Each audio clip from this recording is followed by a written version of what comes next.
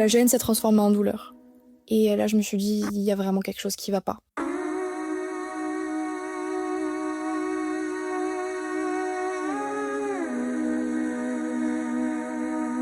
Aucun ne me trouvait ce que j'avais, en fait. T'es jeune, tu es censé être en bonne santé, pourtant là, tu es malade, et ce jusqu'à la fin de ta vie, en fait. Dans cet épisode d'État d'âme, vous allez entendre l'histoire d'Emma, une jeune femme, en bonne santé, jusqu'à ce que son corps commence à lui envoyer des signaux incompréhensibles. Des douleurs, des errances médicales, des réponses qui n'arrivent pas, puis un diagnostic, une maladie chronique, invisible, la spondyloarthrite. À travers son témoignage, elle raconte ce que l'on ne voit pas, le doute, l'injustice, la solitude, mais aussi cette capacité à s'adapter et à continuer à vivre. Vous êtes sur État d'âme, le podcast au cœur de votre santé. Excellente écoute.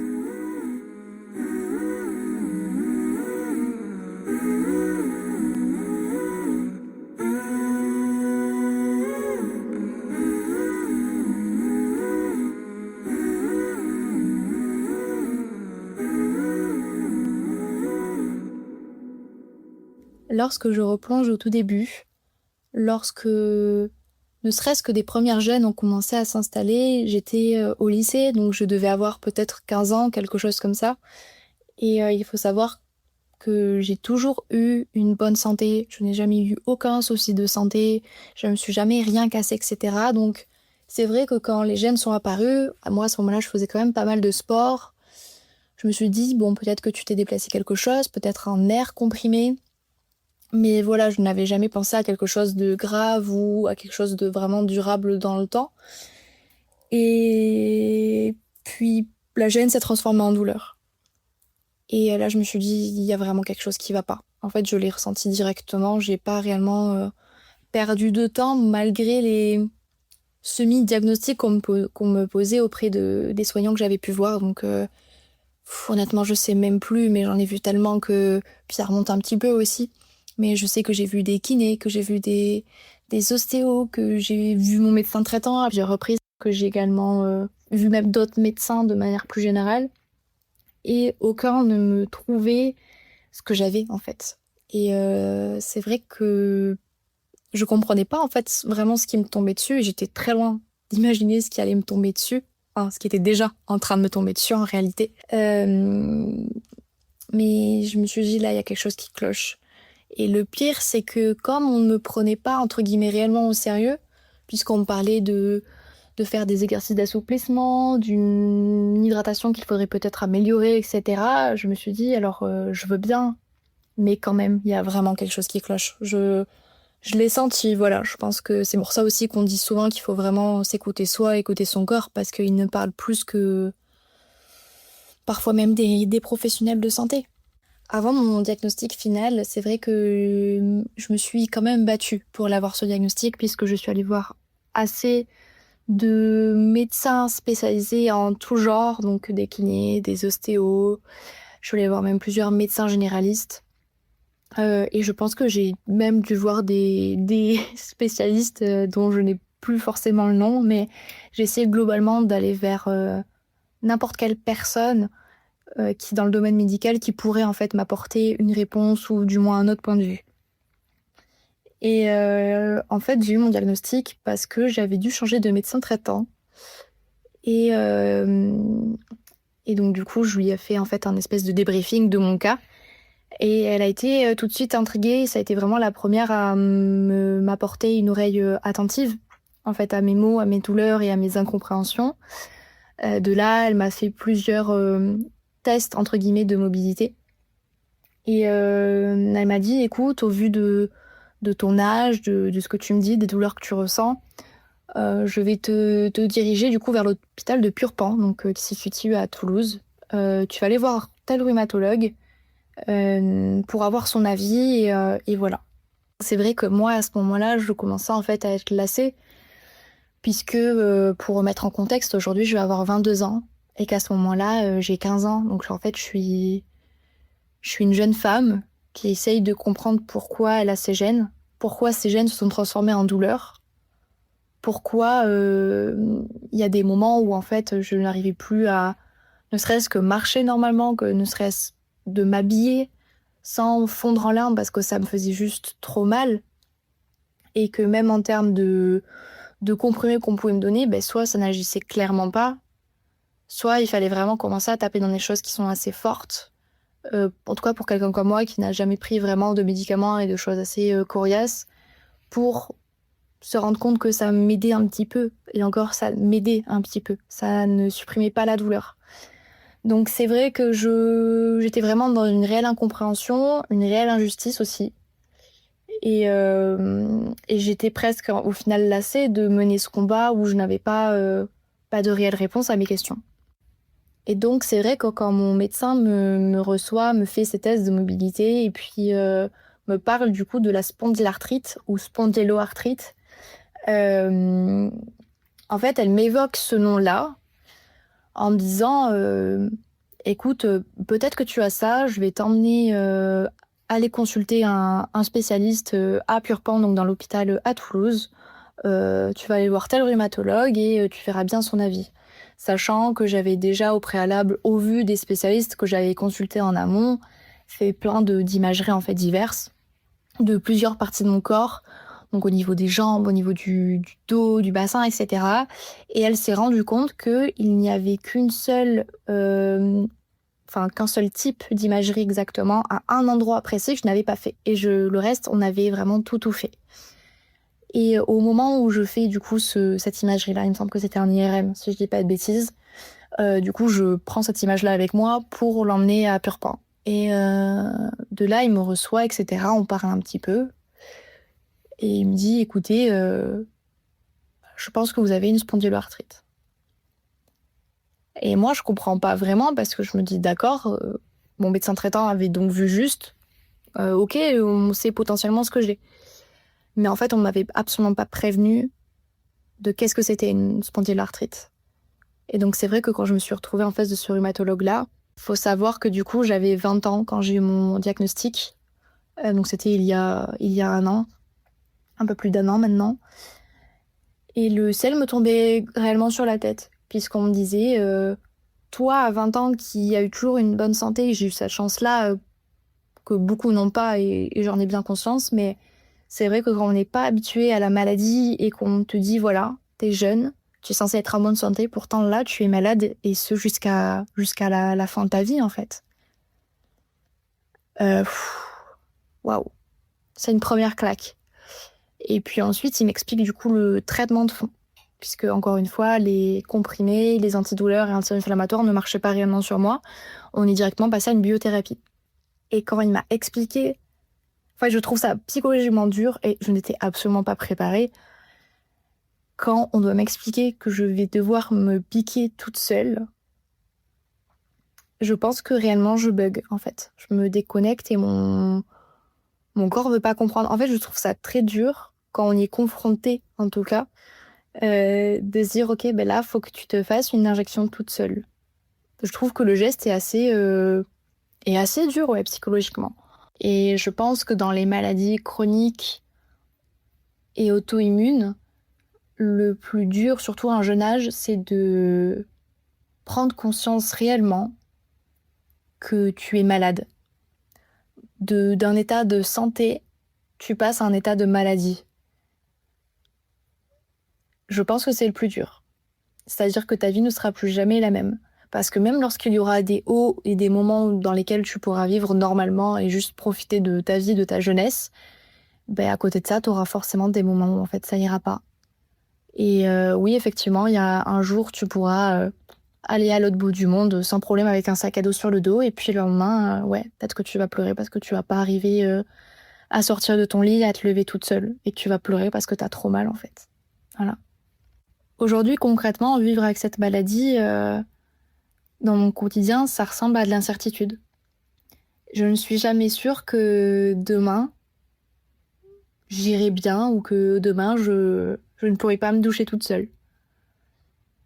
Et c'est délicat, surtout quand on est jeune, surtout quand on a des projets, quand on a des envies, quand on a des rêves à réaliser. Et même dans un quotidien où on travaille, c'est compliqué. Surtout pour une jeune femme qui était quand même assez indépendante. Ben, il faut aussi accepter de demander de l'aide et d'accepter de recevoir les mains tendues des personnes autour de nous. Et c'est vrai que c'est quelque chose auquel je n'étais pas forcément habituée parce que je voulais dépendre que de moi-même. Mais cette maladie te pousse dans les retranchements. Et c'est un mal pour un bien, je pense, mais c'est quand même dur. Il faut revoir sa conception de la vie et s'adapter. S'adapter tout le temps, en toutes circonstances. Pour remettre en contexte, ça fait du coup 5 ans que je suis malade. Et j'ai commencé une biothérapie il y a 1 an et actuellement je suis en rémission. Et je vais avoir 22 ans. Donc c'est vrai que les crises de douleur les plus fortes, donc des poussées, pour reprendre le terme médical, c'est vrai que j'en ai plus vraiment actuellement. Je peux avoir des petites douleurs, mais je respire et ça va aller. Je pense que quand on arrive à des moments où, encore une fois, on est réellement dans des situations de handicap, les gênes et les petites douleurs que je pouvais avoir avant, au tout début de la maladie, c'est rien. C'est des fois un peu gênant, mais on s'adapte. Encore une fois, on s'adapte. Donc c'est vrai que si je me replonge dans mes souvenirs où j'avais eu des énormes crises de douleur, c'est dur. Et je pense que même essayer d'en reparler et de pouvoir parler des émotions que j'ai ressenties à ce moment-là est compliqué parce que j'étais à Toulouse, j'étais toute seule dans mon appartement, je gérais quand même mon suivi médical et mes rendez-vous. Je me faisais mes traitements moi-même. Et je pense que mon cerveau juste s'est mis comme un robot. Il s'est mis en mode automatique et il a fait ce qu'il devait faire. Moi, je me souviens juste qu'il y a des moments où, encore une fois, je me réveillais un matin, j'avais pas dormi de la nuit, j'essaye de me lever, je mets peut-être 1 heure à réussir à me lever et je pleure de douleur. Parce que c'est trop douloureux, parce que mon dos jusqu'à mes chevilles sont bloqués. Et j'ai l'impression qu'on m'ait planté une tige de fer de part et d'autre. C'est une question de douleur d'une part et de l'autre de rigidité en fait. Je ne pouvais réellement pas me mouvoir. Au-delà de la douleur et d'essayer de l'outrepasser, c'est que mon corps était tellement en souffrance il se rigidifiait. Je pense que pour mon cas, ce qui est le plus difficile dans ma maladie et du fait qu'elle soit invisible, c'est la compréhension autour de nous, de cette maladie. C'est-à-dire que du fait que je ne sois pas branchée sur un lit d'hôpital, par exemple, je sais que l'image est dure et à la fois importante, mais il y a beaucoup de gens autour de moi à qui je ne parle plus actuellement parce qu'ils ne comprenaient pas ma maladie. Ils ne pouvaient pas entendre qu'un jour j'allais bien, que j'allais même peut-être mieux qu'eux, et que l'autre jour, j'étais en complète souffrance et que je n'arrivais presque à rien faire. Et ça a été très compliqué. Et il y a même des personnes qui ont pas su m'épauler dans ces moments-là. Donc c'est vrai que le regard des gens, d'une certaine manière, mais surtout de notre entourage, parce que cette maladie-là a fait un gros tri autour de moi, socialement parlant. Et c'est vrai que ça, c'est pas aussi quelque chose que j'avais prévu. Je pense qu'on s'y attend pas forcément. On espère que nos proches comprennent. Et c'est pas forcément le cas et je leur en veux pas. Je pense que c'est même pour moi dur alors de le comprendre, non, mais de réellement de le mettre dans ma tête. Que un jour, effectivement, oui, ça peut aller, que le lendemain, ça n'aille réellement pas. C'est tellement... On passe du tout au tout, en fait. Donc, ouais, je pense que c'est ça qui a été le plus compliqué. Voyager, pour moi, c'est juste une expérience géniale. Pour moi, tout humain sur sa terre devrait voyager. C'est tellement enrichissant. Pardon, je veux pas tomber dans les clichés, mais c'est vrai. On apprend des gens, on apprend sur nous, on apprend des cultures. C'est réellement... c'est une nouvelle version de nous-mêmes à chaque fois qu'on redécouvre et qu'on apprécie tout autant. Donc c'est... Par son enrichissement, c'est une vraie joie de vivre. C'est une vraie aventure. C'est de vraies sensations, de nouvelles ou d'autres qu'on a perdues. C'est un réel plaisir de pouvoir voyager et pour moi, ça a été surtout de la liberté. Et c'est juste génial. Rien que d'en parler, je me revois au Mexique, je me revois en Thaïlande. C'était des expériences qui ont été extrêmement géniales pour moi. Surtout quand t'es jeune, je pense que, voilà, t'es là avec tes yeux d'enfant presque, à tout regarder, tout bader autour de toi, parce que c'est beau, parce que c'est pas ce que tu connais, parce que c'est dépaysant. Et je trouve que c'est l'une des plus belles choses au monde. La maladie aurait pu changer ma vision du voyage, puisque lorsque j'avais fait mon premier voyage au Mexique, j'étais malade. Mais je ne le savais pas encore, et encore une fois, j'étais à ce stade-là où en fait c'était que des gènes et des mini-douleurs.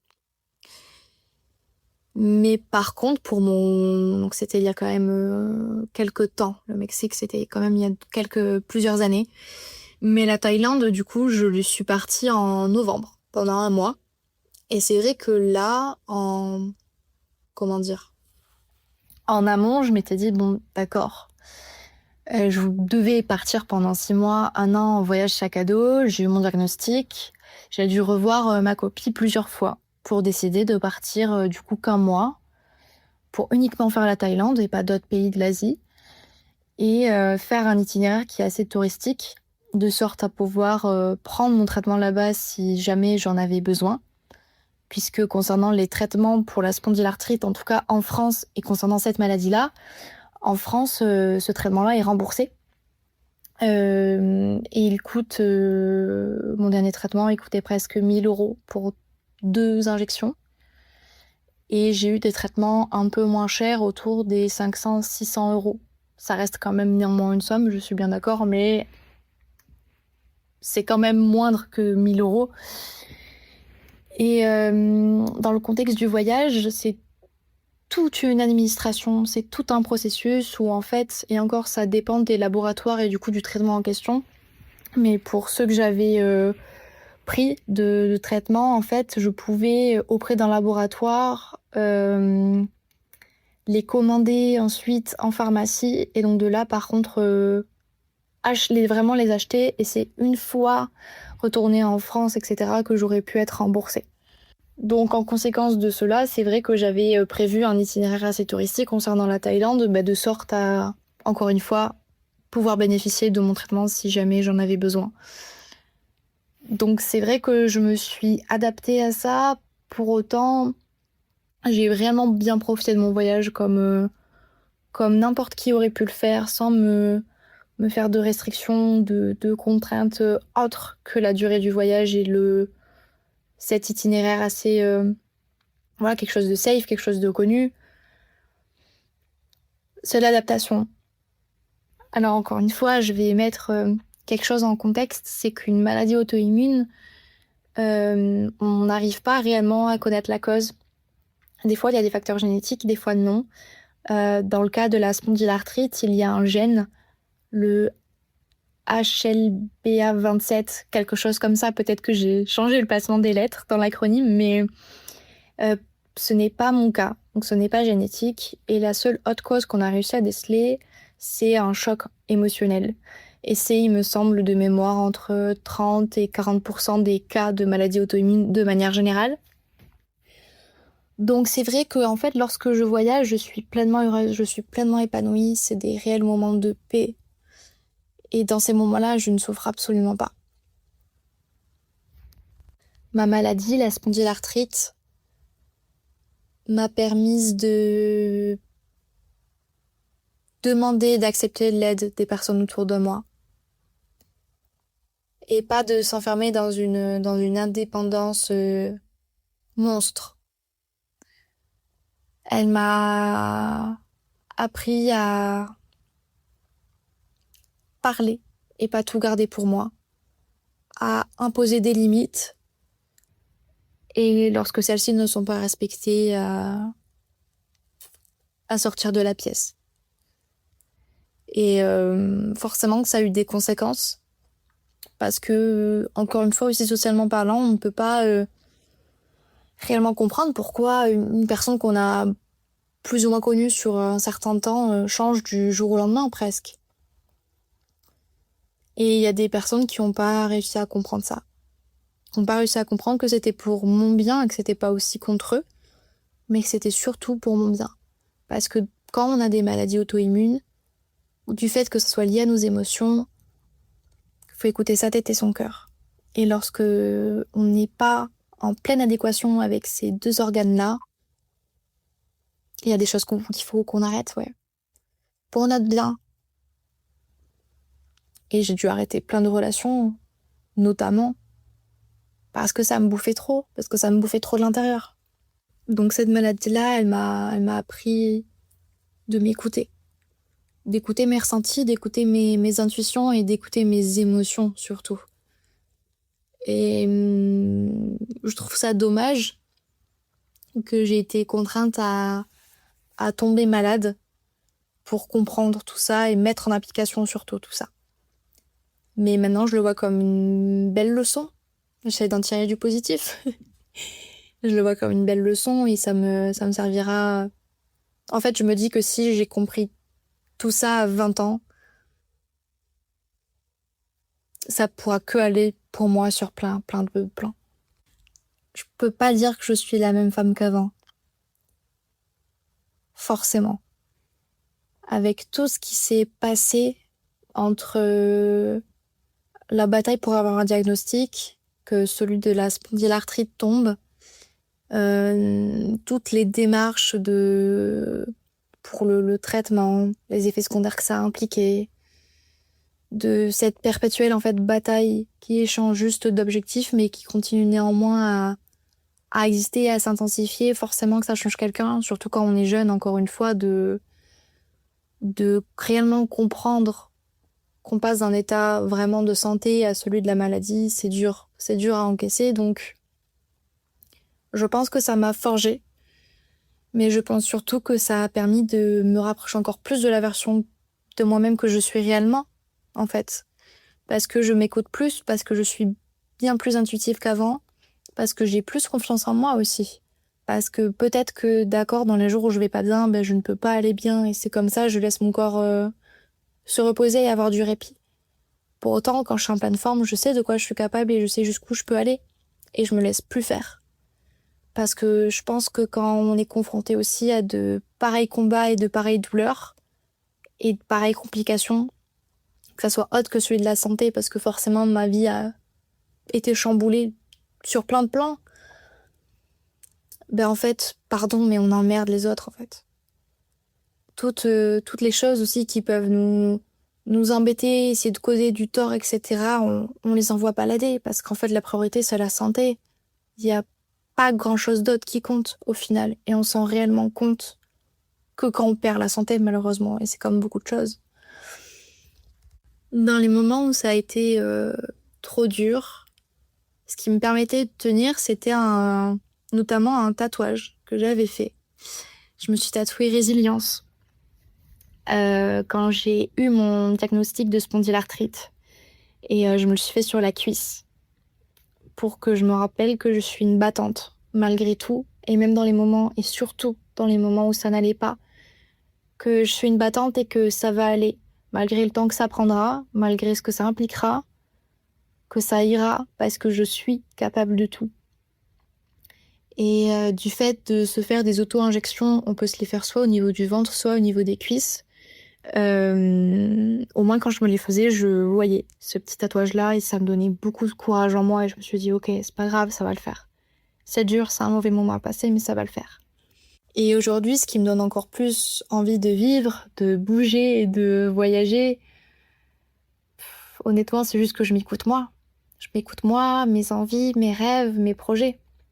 Et surtout, dans les moments où je voyage et où je suis réellement heureuse, je pense à justement la Emma qui était seule dans son appart et qui pleurait parce qu'elle n'arrivait pas à enlever son jean ou parce qu'elle n'arrivait pas, ne serait-ce que se doucher toute seule.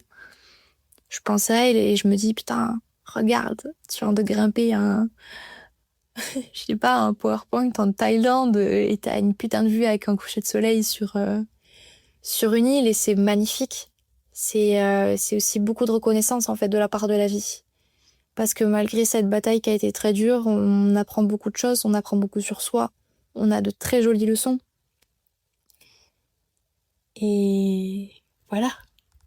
Si je pouvais, ne serait-ce que de parler à l'Aïma de 15 ans, qui commençait justement à avoir ces gènes-là, ces douleurs-là, et qui ne comprenait pas ce qui pouvait lui arriver, je dirais qu'elle a raison et que actuellement elle écoute son corps, elle s'écoute elle-même et qu'elle continue et qu'elle persévère parce que j'en aurais jamais été là où j'en suis actuellement, d'une part, et surtout de s'écouter soi. Sur des situations, pour des fréquentations, pour plein de choses, qu'elle s'écoute elle-même. Parce qu'on n'a qu'une vie. Et si nous-mêmes, on n'arrive pas à s'écouter et à se comprendre et à être sincère en face de soi, en fait, on peut pas vivre réellement notre vie si on n'est pas honnête vis-à-vis de tout ce qu'on peut déceler, voir, comprendre, ressentir. Donc de s'écouter, surtout de s'écouter et puis de pas se laisser faire en fait. Parce qu'encore une fois, une maladie auto-immune, c'est surtout lié aux émotions. Et que moi, ça a été mon cas en tout cas. Et ouais, de pas se laisser bouffer en fait par des choses futiles au final. Et aujourd'hui, si je dois parler à une femme qui vit exactement la même chose que moi, qui est atteinte d'une spondylarthrite ou qui a des suspicions, meuf, je sais que c'est dur. Réellement, je suis passée par là aussi et faut pas que tu désespères en fait. Faut que tu continues à te battre, il faut que tu continues. Et si tu tombes sur des soignants qui n'ont pas l'oreille attentive attendue, pars, change. Essaye de voir le plus de soignants possible, d'avoir le plus d'avis possible. Et tu trouveras ce que t'as. Tu trouveras, mais sois prête. Parce que ta vie, elle peut radicalement changer, mais c'est réellement un mal pour un bien, je pense. Et encore une fois, étant donné que c'est lié aux émotions, écoute-toi. Écoute-toi, aie confiance en toi et, et respecte-toi. Respecte-toi, tes émotions, tes décisions. On n'a qu'une vie, meuf.